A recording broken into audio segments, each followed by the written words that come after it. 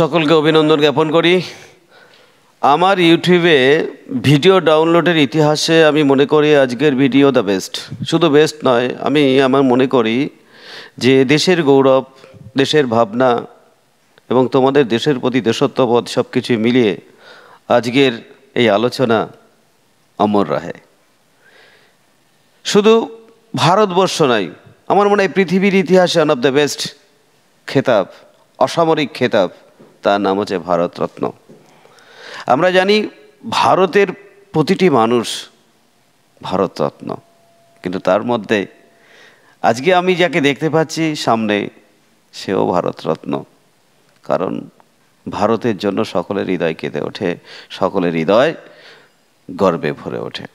ভারতবর্ষের সবচাইতে বড় অসামরিক পুরস্কার, তার নাম হচ্ছে ভারতরত্ন। 1954 সালে 2রা জানুয়ারি তৎকালীন প্রধানমন্ত্রী জওয়াহরলাল নেহরু রাষ্ট্রপতির কাছে সুপারিশ করে এই ভারতরত্ন পুরস্কার সূচনা হয়।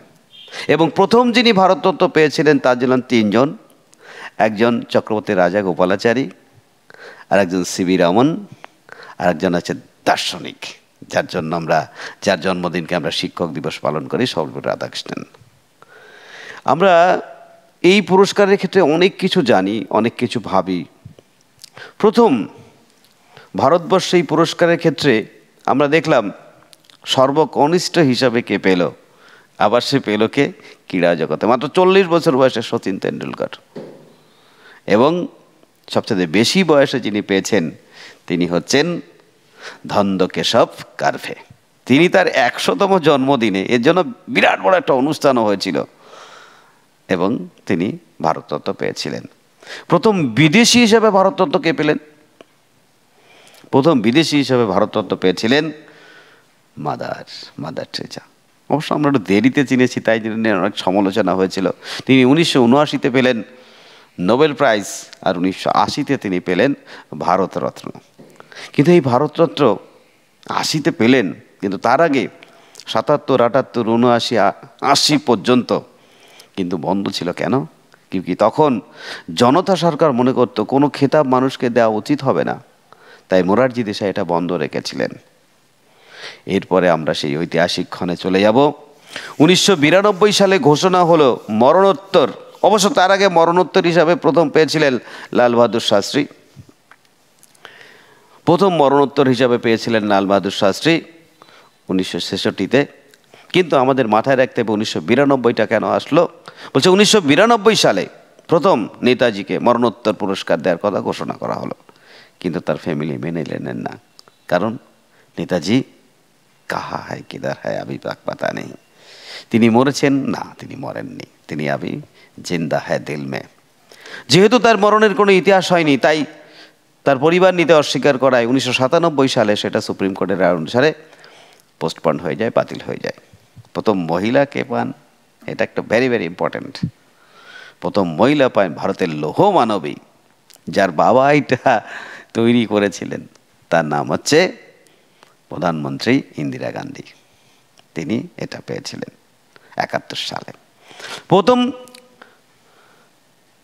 ভারতীয় হিসাবে তো অনেকেই পেল, কিন্তু প্রথম বাঙালি হিসাবে যিনি পেয়েছিলেন তার নাম হচ্ছে 1 জুলাই কে? ডক্টরস দিবস কে? ডক্টর বিধানচন্দ্র রায়। কিন্তু অদ্ভুত ব্যাপার, এই ভারতরত্ন একজনকে দেয়া হবে, সে কিন্তু কোনো টাকা পাবে না। আমরা মাঝে মাঝে বলি না, কিছু সম্পদকে মূল্যবান সম্পদ নয়, অমূল্য সম্পদ। তাই ভারতরত্ন পৃথিবীর ইতিহাসে সবচাইতে বড় অমূল্য সম্পদ, যাকে মূল্য দেওয়া যায় না। তাই ভারতরত্নকে আমরা মূল্য দিয়ে ছোট করতে চাইনি। ভারতরত্ন হচ্ছে এমন একজন ব্যক্তিত্ব ভারতবর্ষের, যিনি ভারতবর্ষের পদাধিকার বলে 7 নম্বর হিসাবে গণ্য করা হয়।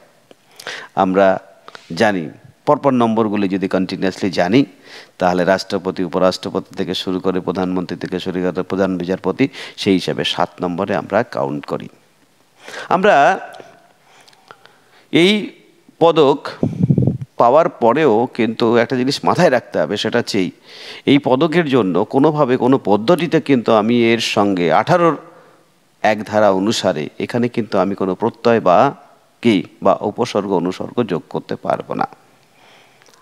কিন্তু ভারতরত্ন পুরস্কারটা বিভিন্ন ব্যক্তিদের দেওয়ার মধ্যে দিয়ে অনেকটা সমালোচনাও হয়েছে, কিন্তু ভারতরত্ন পৃথিবীর ইতিহাসে ঐতিহ্যবাহী। আমরা জানি ভারতরত্নর পাশাপাশি অসামরিক পুরস্কারের ক্ষেত্রে পরে যেগুলো রয়েছে তার নাম হচ্ছে পদ্মবিভূষণ।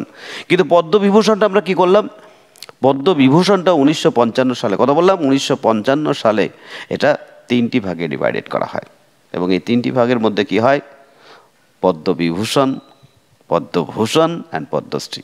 ভেরি রিসেন্ট পদ্মশ্রী পুরস্কার ঘোষণা করেছে, আমরা দেখেছি অনেকেরই, তার মধ্যে অরিজিৎ বিখ্যাত শিল্পী, তার নামও রয়েছে, এবং আমাদের ওয়েস্ট বেঙ্গলের অনেক ব্যক্তির নাম ঘোষণা হয়েছে। এইবার চলে যাই আমরা সবচেয়ে বেশিবার কোন বছর হলো। সবচেয়ে বেশিবারই হচ্ছে লেটেস্ট, কয়েকদিন আগে যেটা ঘোষণা করা হলো সবচাইতে বেশিবার। এর আগে 99-এ বেশি হয়েছিল 4টি, কিন্তু তার থেকেও ছাপিয়ে গেল যেটা, সেটা হচ্ছে এই 2024-এ একজন বিখ্যাত জনজাতি আন্দোলনের নেতৃত্ব, নিম্নবর্গের মানুষের জন্য লড়াই করেছিলেন, এবং বিহারের প্রাক্তন মুখ্যমন্ত্রী কর্পূরী ঠাকুর। কি বললাম, কর্পূরী ঠাকুর। তারপরে সেই প্রধানমন্ত্রী যার সময় ভারতবর্ষে 1991-এ নিউ ইকোনমিক পলিসি, তার নাম হচ্ছে পিভি নরসিমহা রাও। তারপর আছে সেই কৃষক পরিবার থেকে উঠে আসা সেই ব্যক্তিটি যিনি প্রধানমন্ত্রী হয়েছিলেন ভারতবর্ষের, তার নাম হচ্ছে চৌধুরী চরণ সিং। আর তারপরেই হচ্ছে এখন যে সরকার চলছে, এই সরকারের আজকে মোদী প্রধানমন্ত্রী হতে পারে, কিন্তু মনে রাখতে হবে এই বিজেপিকে যিনি তুলেছিলেন, হয়তো অটল বিহারী বাজপেয়ী প্রধানমন্ত্রী হয়েছিলেন, কিন্তু এই বিজেপি দলটাকে উদ্ভাসিত করেছিল যে, তার নাম হচ্ছে বর্ষিয়ান নেতৃত্ব লালকৃষ্ণ আদবানি। এবং তারপরে যে পেয়েছে, যাকে আমরা পৃথিবীর লোক, ভারতবর্ষের লোক কোনোদিন ভুলতে পারবো না, তার নাম হচ্ছে MS স্বামীনাথন।